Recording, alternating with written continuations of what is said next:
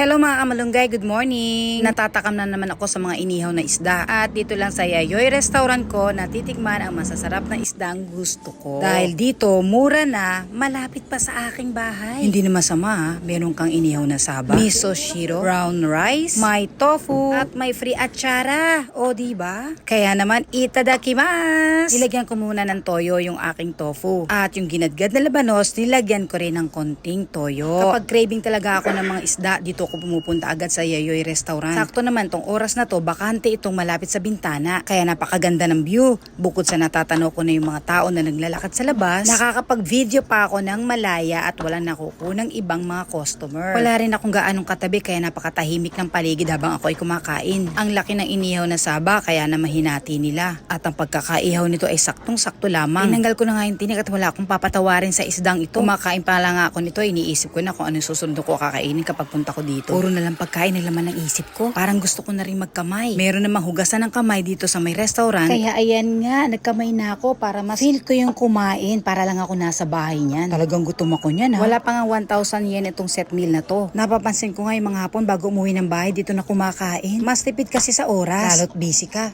Pag uwi mo ng bahay, di matutulog ka na lang. Yung iba dito na rin nagbe-breakfast. Mas maraming ang customer sa umaga kaysa sa gabi. Panalo ang pagkain dito ha. Hanggang sa susunod. Mata ne!